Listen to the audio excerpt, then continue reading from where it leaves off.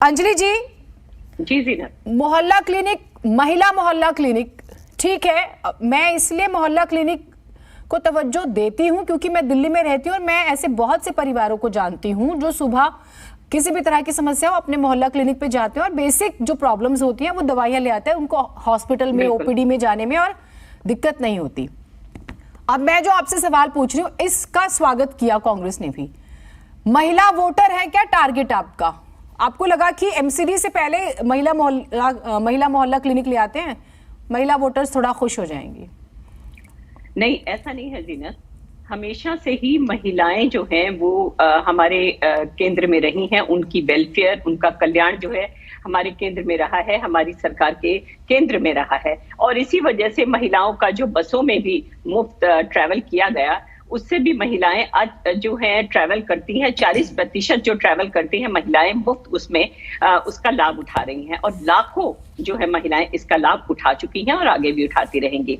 और हमेशा से ही मन में ये रहा हमारी पार्टी के कि महिलाओं के लिए ज्यादा से ज्यादा किया जाए, क्योंकि हमने ये देखा है कि अगर आप कोई डाटा भी उठाएंगे हेल्थ का, तो आप देखेंगे कि महिलाएं जो हैं वो अपने ऊपर सबसे कम पैसा खर्च करती हैं। अगर बीमार होता है कोई घर में तो थोड़ा पैसा होता है, तो पति अगर बीमार होता है, पत्नी भी बीमार होती है तो पति पर खर्च किया जाता है। पत्नी जो होती है वो घर की दवाइयां खाकर बस अपना गुजारा कर लेती है, लेकिन हॉस्पिटल नहीं जाती है या डॉक्टर के पास नहीं जाती है।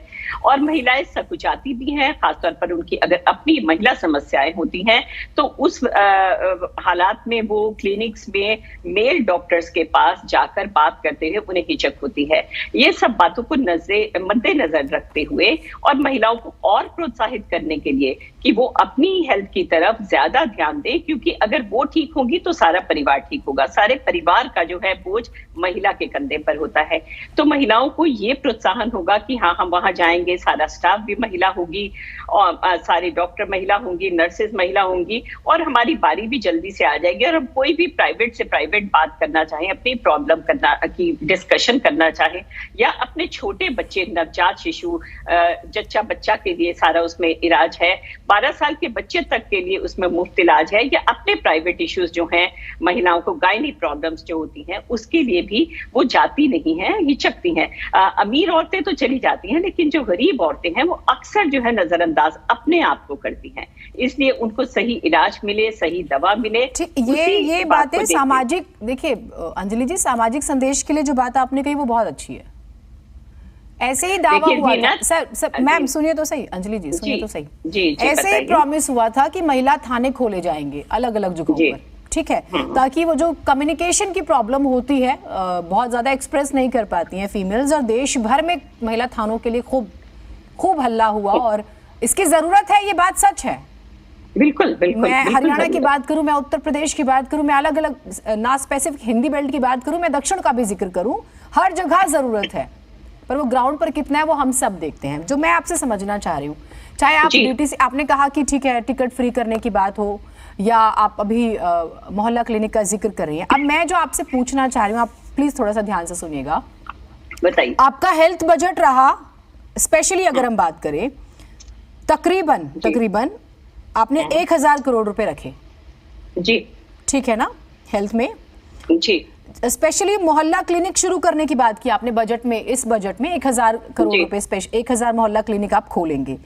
आपने कहा 475 करोड़ रुपए आप मैक्सिमम खर्च कर सकते हैं सिर्फ स्पेसिफिक मोहल्ला क्लिनिक पर, और टारगेट 1000 खोलने का। आपने 4 की सौगात देके ठग नहीं लिया दिल्ली वालों को? देखिए जीनत, कहीं ना कहीं से तो शुरुआत होती है ना।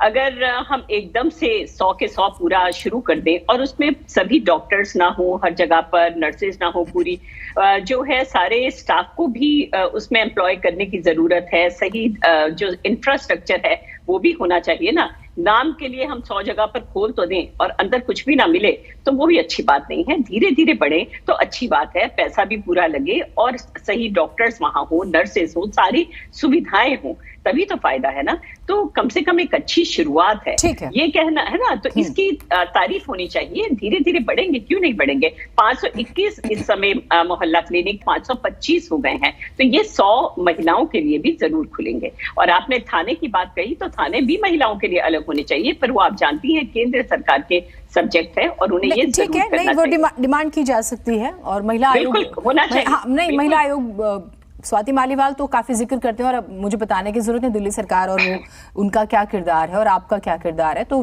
डिमांड की जा सकती है। मैं तो आपको रिमाइंडर दिला सकती हूँ। और मैं एक और चीज करेक्ट करूंगी कि 21-22 का जो फाइनेंशियल ईयर था उसमें 9,934 करोड़ रुपए हेल्थ बजट था और उसमें से फिर दावा होता है कि 1,000 मोहल्ला क्लिनिक खोले जाएंगे। मैं ये कहना चाह रही हूँ कि इस साल भी बजट में हमने 16% हेल्थ के ऊपर खर्चा बढ़ाया है, जबकि बाकी की जितनी भी सरकारें हैं वो 5% भी नहीं खर्चती हैं। तो हमारा बहुत ज्यादा जो है नहीं उसमें देखिए फिर कई चीजें हैं। दिल्ली गवर्नमेंट जो है जीएसटी से अच्छा पैसा कमाती है बाकी स्टेट्स के कंपैरिजन में, ठीक है। जीएसटी का पैसा आपके पास बहुत अच्छा आता है, आपका पैसा सैलरी पे खर्च नहीं होता है। आपको जो सहूलियतें हैं आपको उसको भी कुछ तो फायदा दिल्ली में सरकार होने का आपके पास भी है ना। हमारी नीयत भी अच्छी अभी नहीं, ठीक पहले है जो है पहले सरकारें जो थी ये घाटे में तो जाती थी, अब घाटे में नहीं जाती है ना। अब हम अपना जितना हमारी कमाई होती है उसी में हम पूरा खर्चा भी करते हैं, वेलफेयर स्कीम्स भी लाते हैं। ठीक है, नियत आप बोल सकते हैं, लेकिन नियत पर हम मुझे लगता है किसी को भी अधिकार नहीं कि कोई किसी की नियत पर ही सवाल उठाए। नहीं, हम अपनी नियत की बात कर रहे हैं, आपकी नियत ठीक है, हमारी नियत ठीक है, ठीक है।